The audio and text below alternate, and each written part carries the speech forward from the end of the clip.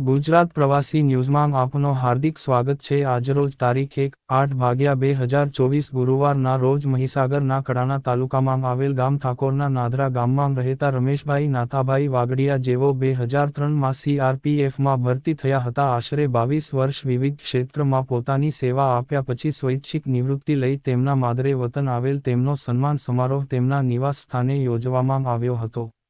આજના આ સન્માન સમારંભની રેલી મલેકપુર હનુમાન મંદિરથી શરૂ કરવામાં આવેલ, જેમાં તુલસીભાઈ મહામંત્રી, Vasantbhai joint secretary, Virabhai zone પ્રમુખ, રમણભાઈ મહીસાગર જિલ્લા પ્રમુખ, પર્વતભાઈ પ્રભારી મહીસાગર જિલ્લા, નર્મદાબેન મહિલા ગુજરાત પ્રદેશ પ્રમુખ, ફાતીબેન મહિલા પ્રમુખ મહીસાગર, સવિતાબેન કડાણા તાલુકા મહિલા પ્રમુખ, ઉપપ્રમુખ વીરાભાઈ, ગેંદલભાઈ અને સંગઠન સદસ્યો અને ખૂબ મોટી સંખ્યામાં નાગરિકો હાજર રહ્યા અને નિવૃત્ત જવાનને ઉમંગ ઉત્સાહથી આવકાર્યા અને અભિનંદન પાઠવ્યા।